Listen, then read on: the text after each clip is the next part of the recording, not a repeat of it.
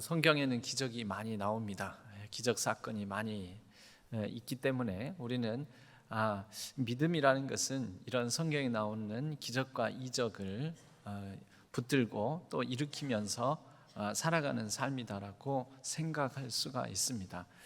그렇다면 성경이 먼저 제일 가장 크게 우리에게 가르쳐주는, 성경이 아니고서는 우리에게 깨닫게 할 수도 없고 알려줄 수도 없고, 성경이 아니고서는 우리가 그것을 붙들 수도 없는 성경만이 전해주는 고유한 정말 귀한 기적 사건은 무엇일까? 우리 여러분들도 성경에 많은 기적이 있으니까 그 중에서 세 가지를 성경에서 굉장히 이건 기적이다, 이건 놀라운 일이다, 이건 신비스러운 일이다, 그렇게 꼽을 만한 사건을 이야기를 꼽는다면 어떤 부분들을 여러분들은 선택을 하시겠습니까? 예수님께서 병자를 고치시고 안진뱅이를 일으키시고 중풍병자도 다시 걷게 하시고 못 듣는 사람 듣게 하시고 말하지 못하는 사람 입이 열려 말하게 하시고 또 못 보던 사람을 보게 하시고 귀신 들린 자 이 귀신을 쫓아내시고 그래서 정상적인 삶을 살아가게 하시고 성난 파도를 잔잔케 하시고 오병이의 기적으로 보리떡 5개와 물고기 2마리로 5,000명을 넘는 사람들을 먹이시고 그리고도 남기 풍성하게 남을 수 있도록 하시고, 여러분 이런 많은 기적, 이적 사건들이 성경에 나타나 있지 않습니까? 여러분들은 이 중에 어떤 부분이 이건 성경의 3대 기적이다, 첫 번째, 두 번째, 세 번째, 1, 2, 3위를 꼽는다면 어떤 것을 꼽으시겠습니까? 아마 순위를 꼽으신다면은 내게 절실히 필요한 부분들, 내게도 일어났으면 하는 그러한 일들, 이런 것이 여러분들 마음속에 꼽는 1, 2, 3위 기적에 해당될 것입니다. 그런데 성경에 나타나 있는 이런 기적 사건들이 있지만 성경을 통해서 우리에게 가르쳐 주시지 않았다면 우리가 절대 알 수도 없고 또 우리가 깨달을 수도 없는 정말 특별한 이적, 기적은 이러한 지금 제가 말씀드린 병 나음, 또 오병이어의 기적, 파도가 잔잔하게 되고 이런 기적이 아닙니다. 성경이 우리에게 드러나는 기적, 이 기적을 같은 말이지만 다시 성경이 우리에게 드러내는 신비라고 우리가 표현한다면, 성경이 우리에게 가르쳐주는, 성경만이 보여주는, 성경을 통해서만 알 수 있는 신비가 세 가지 있습니다. 그 첫 번째는 혼돈과 공허, 흑암의 깊음 위에 있는 가운데서 하나님께서 이 온 세상 천지 만물을 지으셨다라는 신비입니다. 이게 천지창조의 기적, 천지창조의 신비인 것이지요. 우리는 사도신경에서 이 부분을 믿음으로 고백합니다. 사도신경은 내가 믿는 바, 나는 무엇을 믿습니다, 내가 믿는 내용을 핵심적으로 요약해서 체계적으로 정리한 것 아닙니까? 그래서 사도신경의 처음 부분은 바로 이 기적, 이 신비, 그리고 이것을 일으키신 하나님, 그분을 우리가 믿는다라고 고백을 합니다. 나는 전능하신 아버지 하나님, 천지의 창조주를 믿습니다. 우리가 이렇게 사도신경을 고백할 때마다 그 믿음의 사실을 얘기를 하는 것이지요. 혼돈과 공허, 그 흑암의 깊음 위에 있는 가운데서 하나님께서, 성부 하나님께서 이 놀라운 천지창조를 일으키셨다면 여러 혼돈과 공허, 내 인생의 흑암의 깊음 위에 있는 상황 속에서도 우리는 하나님을 믿는다라는 그 고백을 통해 오늘날에도 여러 혼돈과 공허 속에서 하나님께서 새로운 창조의 역사를 내가 생각하지도 않은, 기대하지도 않은 방식으로 일으켜 주실 것이다 라는 것을 또 믿음으로 고백하며 마음에 담아 그렇게 우리가 사도신경을 우리가 외우는 것입니다. 두 번째 기적이 있습니다. 그것은 뭐냐면 성자 예수님을 통해서 일어난 사건이자 놀라운 신비입니다. 하나님이 인간이 되셨다라는 것, 동정녀 마리아를 통해서 이 땅에 태어나시고 인간의 몸을 입고 인간이 겪는 성장의 과정과 인간이 겪을 수 있는 모든 아픔의 이 경험들을 통해서 우리 인간을 이해하시고 공감하시고 또 그렇게 같이 몸소 모든 것을 겪으셨다라는 사실, 이것이 놀라운 신비입니다. 하나님이 어떻게 인간이 되셨는가? 우리는 이것을 또 사도신경에서 고백하지요. 나는 그의 유일하신 아들 우리 주 예수 그리스도를 믿습니다. 그런데 그 예수 그리스도께서는 동정녀 성령으로 잉태되어 동정녀 마리아에게서 나시고 본디오 빌라도에게 고난을 받으시고, 여러분 하나님이 고난을 받으실 필요가 있습니까? 그 고난이라는 건 십자가의 극한 고통과 고난 아닙니까? 인간의 몸이 느낄 수 있는 모든 가장 끔찍하고 참혹하고 참담한 고통을 느끼셨다라는 것이죠. 여러분 이것은 좀 더 풀어서 얘기를 하자면 우리 인생이 인간의 몸을 가지고 있기 때문에 느끼는 모든 고통, 모든 느낄 수 있는 환난을 그분께서 성육신하심으로 겪으셨다라는 내용입니다. 우리는 이것을 믿습니다. 이것을 믿기에 비루하고 연약한 우리의 삶, 바로 육체의 한계를 지닌 나에게도 그분이 오셔서 내 아픔, 내 고통을 공감하시고 이해할 수 있다라는 것을 믿고, 우리가 그 예수 그리스도께서 보여주신 신비의 삶을 다시 믿음으로 붙잡을 수 있게 합니다. 이런 고통스럽고 연약하고 비루하고 남루하고 비천한 내 삶을 하나님이 어떻게 찾아오실 수 있는가? 인간의 몸으로 이 땅에 오셨다라는 사실에서 우리는 그 신비 기적을 맛보고 경험하면서 살 수 있다라는 것입니다. 최근에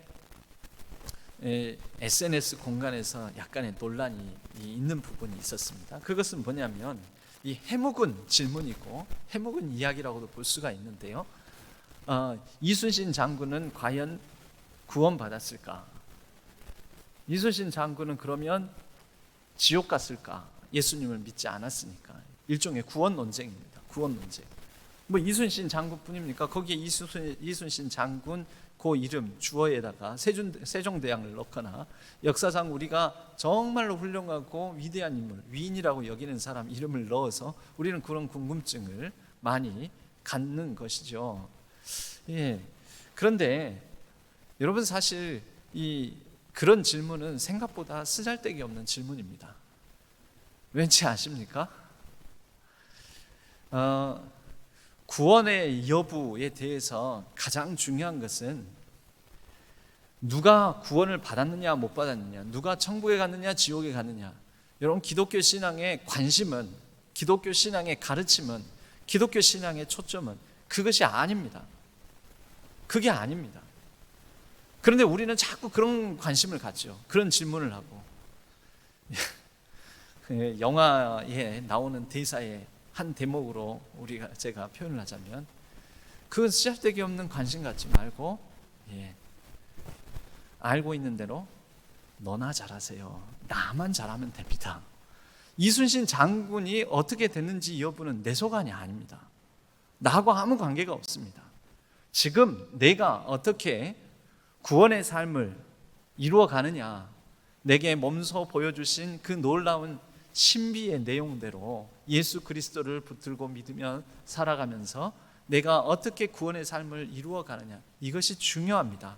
더 중요한 것은 성경이 우리에게 가르쳐주는 것은 누구누구는 지옥 갔대, 누구누구는 천국 갔대, 이것을 판단하는 기준으로 성경을 주신 게 아니고, 성경이 우리에게 가르쳐 주신 것은 비루하고 비천하여 감히 내 힘과 능력으로는 하나님을 만날 수 없는 이 연약한 존재를 하나님이 직접 찾아오셨다. 하나님이 인간의 몸을 입고 인간인 나에게 오늘도 지금도 찾아오신다 라는 놀라운 신비로운 그 기적입니다. 이것이 성경이 드러내는 본질인 것이지.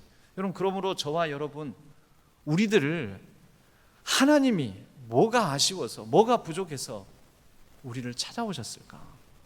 왜 나를 사랑하시는 걸까? 어떻게 나를 위하여 그 몸을 입고 오셔서 그 인간이 느낄 수 있는 모든 고난과 고통을 겪으셨을까? 여러분, 이것이 신비로운 일 아닙니까? 우리가 이거 붙드는 게 기독교 신앙인 것이지, 그래서 그 신비스러움에 감탄하고 경의를 표하면서, 그리고 하나님께 하나님 어찌하여 나 같은 사람을 이렇게 비천한 존재를 찾아오셨습니까? 하고 무릎을 탁 치며 참으로 놀랍습니다, 그 하나님의 섭리와 신비에 감탄합니다 하고 우리가 하나님 앞에 예배드리는 이것이 중요한 것이지, 여러분 누가 천국 갔을까 지옥 갔을까 이걸 따지는 게 우리 기독교 신앙의 본질이 아닙니다. 본질이 아닌 것을 가지고 논쟁을 하면 본질이 아닌 것에 집중하다가 진짜를 잃어버릴 수가 있습니다. 우리가 집중해야 될 진짜는 인간의 몸을 입고 오신 하나님의 아들 예수 그리스도, 바로 그분이 지금도 나 같은 미천한 인간의 이 육체의 한계를 지닌 이 삶에도, 인생에도 관심을 가지고 찾아오신다라는 그 놀라운 일, 신비인 것입니다. 여러분, 이것이 바로 성경이 우리에게 가르쳐 주시는 두 번째 신비, 기적입니다. 세 번째 기적이 있죠. 우리는 그 세 번째 기적을 성령 하나님께서 우리의 삶에 행하신 일로 고백합니다. 사도신경에도 성령을 믿으며 거룩한 공교회와 성도의 교제와 이렇게 그리고 말씀하기를 죄를 용서받는 것과 몸의 부활과 영생을 믿습니다. 여러분, 우리는 성령 하나님께서 지금 거룩한 공교회, 예수 그리스도께서 제자를 삼으시고 그 제자들에게 성령이 임하게 되었을 때 최초의 교회가 세워지고, 지금은 이제 모든 민족, 모든 열방 가운데, 또 모든 여러 지역 가운데 여러 다양한 교회 공동체가 이렇게 생겨나게 되었지요. 그리고 2000년 역사 동안 이 교회는 지속해 올 수 있었습니다. 이 일을 누가 하시는가? 성령 하나님께서. 서로 다른 성격, 서로 다른 스타일, 서로 다른 배경, 서로 다른 빈부의 이런 경제적인 상황들, 서로 다른 배움을 가진 사람들이 한 공동체를 이루어 예수 그리스도께서 이 땅에 하신 일을, 바로 그 교회를 이루어 교회 공동체의 일원으로서 예수 그리스도의 사역을 반복해서 2000년 동안 반복해서 하게 하시는 거죠. 여러분, 성령은 오늘날 우리에게도 예수 그리스도께서 하셨던 일, 이 땅에서, 이 지상에서 하셨던 일을 반복해서 하게 하십니다. 이것이 성경이 말하고 드러내는 놀라운 신비이자 기적입니다. 예수님께서 하셨던 일이 무엇입니까? 기적을 베푸시지 않았습니까? 병자를 고치시고. 아니요, 여러분, 그것은 더 중요한 본질에 비하면 부차적인 것입니다. 예수님께서 이 땅에 오셔서 하신 것은 인간의 몸을 입고 인간이 되어 인간과 함께 사시면서 인간의 삶을 공감하시고, 그리고 모든 포로된 자를 자유롭게 하고, 눌린 자를, 눈먼 자를 고쳐서 보게 하시고, 눌린 자를 풀어 다니게 하셨습니다. 모든 가난한 자가 그 가난한 자에게 복음을 전하셔서 가난함으로 인하여서 부자유한 자들을 자유롭게 하신 것입니다. 주의 은혜의 해를 전파하시는 일, 이를 위하여서 가르치시고 하나님 나라를 전파하시고, 그리고 때로는 고치시는 일들을, 마음을 어루만지시고 그 육체를 어루만지셔서 고치시는 일들을 하셨던 것이죠. 여러분, 오늘날에는 예수님께서 하셨던 그 일들을 우리가 다양한 면에서 다양한 방식으로 이러한 일들을 할 수 있도록 성령 하나님께서 우리가 교회를 이루게 하시고, 교회를 통해서 서로 환난당한 자를 위로하고, 서로 기도하고, 서로 반복해서 여러 또 재난당한 자, 아픔을 가지고 있는 사람, 말 못한 사연 있는 사람들에게 다가가는 예수 그리스도의 그런 사역들을 우리가 감당하게 하시는 일들을 성령이 하게 하신다라는 거죠. 여러분, 바로 이렇게 천지창조, 성육신, 그리고 오늘날 우리를 통해서 예수 그리스도의 사역이 지속되고 반복해서 2000년 동안 하게 하시는 이 모든 일들, 이렇게 크게 세 가지가 우리가 사도신경에서 고백하는 성부 하나님을 믿습니다, 성자 예수님을 믿습니다, 성령 하나님을 믿습니다라는 그 믿음에 담겨져 있는 그런 좀 더 구체적인 내용이며 기적이요 신비라고 말할 수가 있습니다. 우리는 혼돈과 공허 속에서 창조를 하시고, 그리고 비천하고 특별할 것 없는 가난한 유대의 여인에 불과한 마리아를 통해서 태어나셔서 인간 특별할 것 없는 그 나사렛 지방에서 자라시면서 나사렛에서 무슨 선한 것이 있겠느냐라는 사회적 인식과 편견, 그 가운데에서 자라시면서 하나님의 일, 모든 인류 구원의 일을 이루셨던 예수 그리스도의 성육신의 신비와, 그리고 이제 성령 하나님께서 이루어 가시는, 우리를 통해서 이루어 가시는 이 신비를 붙들고 살아가는 사람들입니다. 그러면 오늘날 우리의 삶을 돌아보건대, 아니 내 삶에 뭐 특별한 일이 있겠어?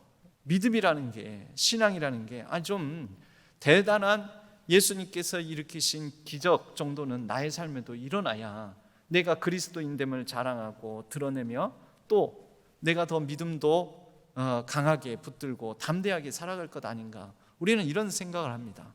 우리가 생각하는 기적은 내가 바라고 원하는 것들이 다른 사람하고 다르게, 다른 사람은 안 이루어지는데 나에게만 특별히 이루어질 때, 이것을 우리는 내 삶에 이루어지는 기적이다라고 생각을 하지만, 성경이 가르치고 성경이 우리에게 보여주는 기적의 방식은 그러한 방식이 아닙니다. 나처럼 연약하고 나처럼 부족하고 뜻하지 않은 일들도 일어나고 원치 않는 일을 당하고 여러 가지 때로는 재난과 질병 속에서 고통 중에 몸부림치는 나를 통해서 뭐 하나님의 일이 일어나는가? 여러분, 여기에 스탠리 하워워스라는 한 신학자를 소개하면서 그분의 얘기를 여러분들에게 들려드리고자 합니다. 스탠리 하워워스라는 분은 미국의 신학교의 아주 저명한 기독교 윤리학자입니다. 이 스탠리 하워워스라는 이 기독교 윤리학자는 상당히 미국에서도 이 순위에 들어가는 아주 지명도 있는 학자인데요. 이분이 이제 신앙을, 예수 그리스도를 영접하고 신앙을 갖게 되면서 신학교를 지나가게 되었고, 그런 가운데 결혼을 하게 되었습니다. 결혼을 해서 행복한 생활을 꿈꿨고, 그리고 아들이 태어나게 됩니다. 그 아들의 이름이 아담입니다. 에덤 또는 아담이라고 말할 수 있는데, 그 아담입니다. 그런데 아담이 태어나면서부터, 그 직후부터 그의 삶에 전혀 예기치 않은 불행이 찾아들게 됩니다.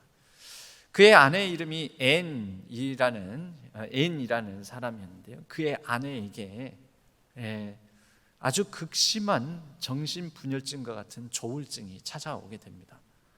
이 여인은 어느 날에는 창문을 열어놓고 하나님으로부터 오는 메시지를 수신한다면서 두 손을 들고 밤새도록 창문 열어놓고 하늘 쳐다보면서 그렇게 있다가 하나님 메시지를 수신했다고. 하나님 메시지가 뭐냐면, 이 옆집에 살아가는 아저씨를 사랑하고 그 아저씨하고 잠자리를 가지라고 그랬다. 어느 날에는 또 밤새도록 옷을 다 벗고 동네 방네를 돌아다니는 것입니다. 여러분, 이렇게 전혀 예기치 않고 전혀 상상할 수도 없는, 어떻게 통제할 수도 없고 손쓸 수도 없는 여러 가지 일들, 일련의 일들 가운데 그 태어난 아이를 키우면서 매일매일 생존을 걱정해야 되는 그런 삶까지도 살아가게 되었던 것이죠. 아들과 함께 살아남기 위해서 몸부림쳤던 이 스탠리 하워워스는 그런 과정 중에도 그에게 주어지는 신학 훈련을 받고 또 기독교 윤리학자가 됩니다. 수업을 하고 가르칩니다. 그리고 그 아들도 키웁니다. 이 엄마가 엄마 역할을 도저히 못하는 거죠. 그렇게 20년의 삶을 살아가고, 그리고 20년의 삶 끝에 결국은 서로 결별하게 되고, 나중에는 그 아내가 먼저 사별을 하게 됩니다. 여러분, 이런 가운데서 이제 나이 지긋이 먹은 이 스탠리 하워워스가 많은 청중들 앞에서 자신의 삶을 신학자로서 담담히 회고하며 삶을 나누게 되는데요. 그 삶을 나누면서 결론 부분에 이렇게 얘기를 하죠. 사람들은 기독교 윤리학자인 나보고 어떻게 사는 것이 옳은가, 어떤 것이 기독교적인 삶인가 라는 것에 대해서 자주 묻습니다. 그러면서 묻기를, 왜 내 삶은 이렇습니까? 왜 내 삶에는 이렇게 고통이 많습니까? 왜 내 삶은 이렇게 찌질하고 비천합니까? 왜 이렇게 여러 가지 예기치 못한 일들로 말미암아 눌리고 힘든 삶이 벌어집니까? 라고 나에게 와서 묻는다. 많은 사람들이 묻습니다. 그런데 그렇게 묻는 사람들 앞에 내가 당연히 응당 답변을 가지고 있을 것이라고 짐작하고 묻는 사람들 앞에 나는 할 말이 없다. 왜냐? 내 삶도 왜 이러는지 나도 모르니까. 여러분들의 삶에 일어나는 불행, 고통, 예기치 않은 사건, 사고들 왜 그러는지 나도 모른다. 기독교 신학자지만. 하여 그러면 기독교 신앙이 난 무엇인가? 라고 내가 기독교 신학자로서 굳이 살면서 배운 것이 있다면 이런 질문에 섣불리 답변하지 하려 하지 말아야 한다라는 것 정도를 배웠다라고 말을 하는 것입니다. 삶이 왜 이러냐고 모릅니다. 그러나 답이 없는 삶을 살아가는데 기독교 신앙은 삶은 왜 그러는지 모르면서 살아가는 것이구나라는 것을 긍정하는데 그렇구나 하고 긍정하는데 그러한 삶을 배우는데 기독교 신앙에 유익이 있다라는 것입니다. 여러분 많이 어렵고 복잡해 보이지만 우리는 내 삶이 왜 그럴까라고 질문을 던집니다. 내 삶은 왜 이러지? 그래서 많은 사람들은 자신의 삶에 대한 이유, 내 삶이 왜 이런지에 대한 답을 찾기 위해서 여기저기를 문을 두드립니다. 그리고 많은 한국인들은 문을 두드리다가 내 삶이 그래서 그렇구나, 내 고통의 원인이 이래서 이렇구나 라는 것을 어디 가서 찾냐면 점쟁이에게서 찾습니다. 이 점쟁이는 분명히 가르쳐 주거든요. 점쟁이는 그 묘를 잘못 써서 그래요. 얼마나 분명합니까? 그 조상 귀신이 붙어서 그래. 얼마나 확실합니까? 집에 살이 끼어서 그래. 정말 명답이지요. 얼마나 확실한 답을 줍니까? 우리 아이가 왜 이렇게 결혼을 해가지고 불행하게 살아가는 것입니까?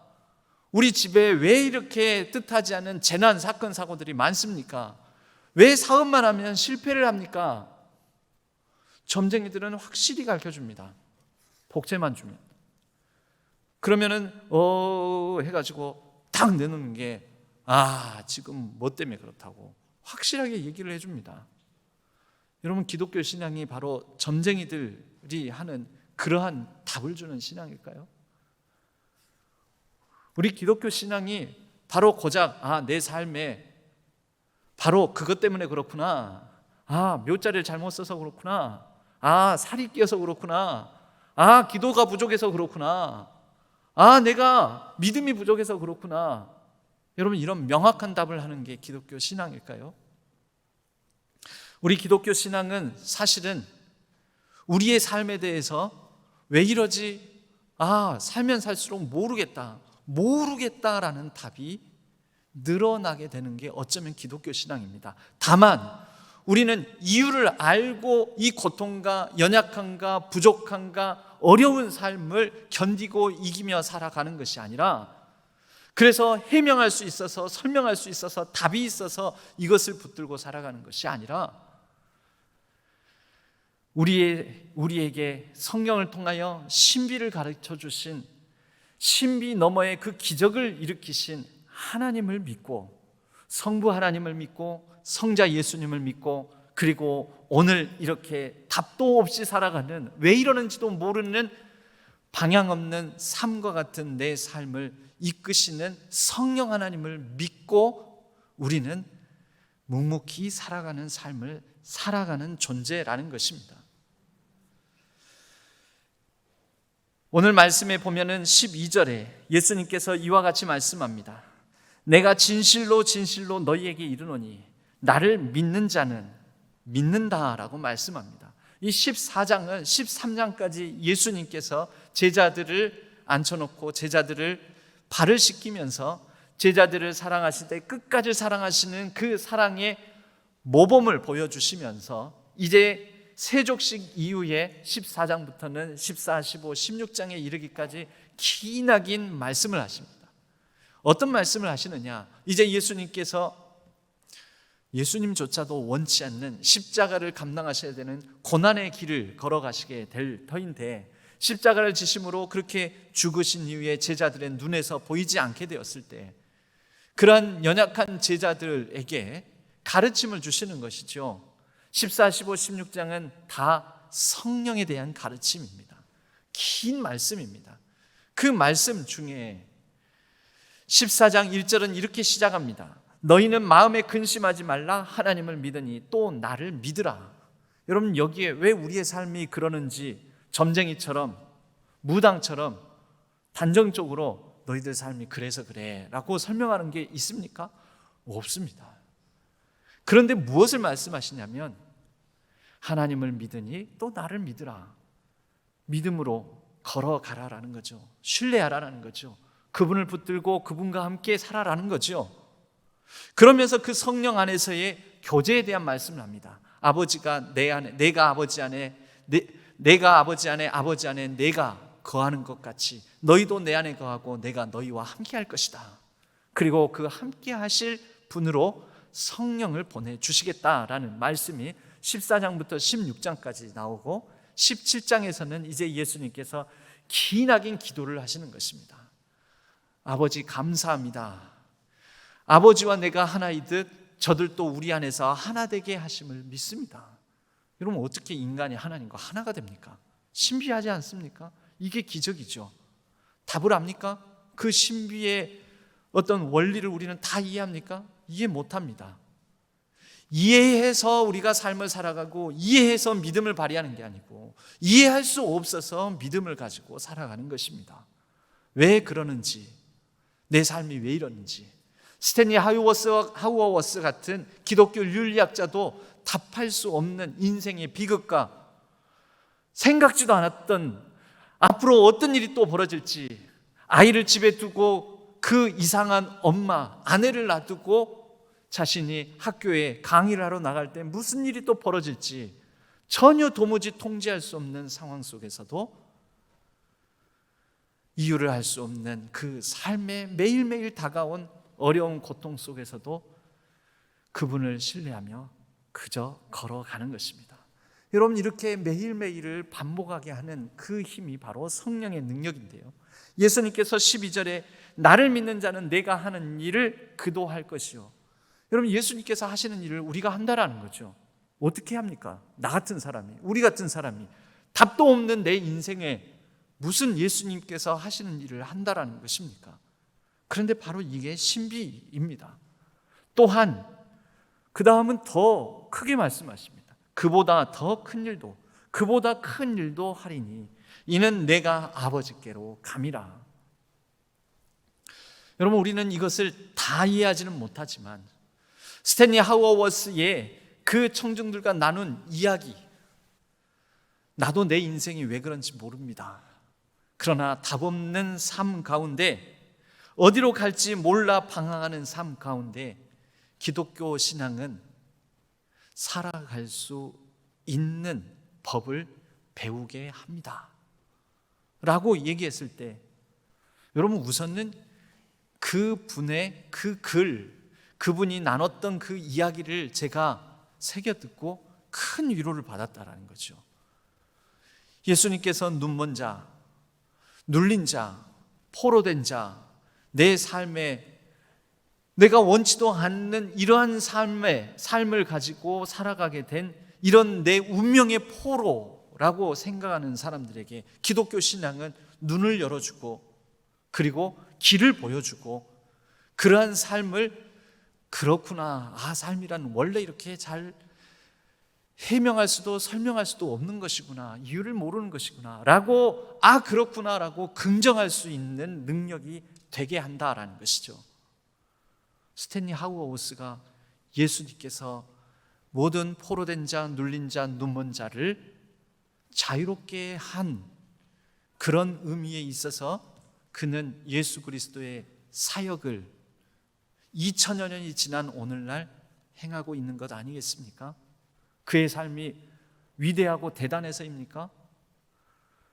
어떤 병자들을 고치는, 일으켜 세우면은 병자가 낫고 또 눈먼 소경이 눈을 뜨고 해서 우리가 위로를 받습니까? 그렇지 않다라는 것이죠.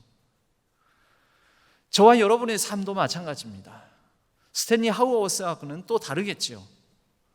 우리의 삶에는 이해할 수 없는, 왜인지 설명할 수 없는, 납득할 수 없는, 예기치 않은, 뜻하지도 계획하지도 않은 불행과 재난들이 우리에게는 많이 다가옵니다.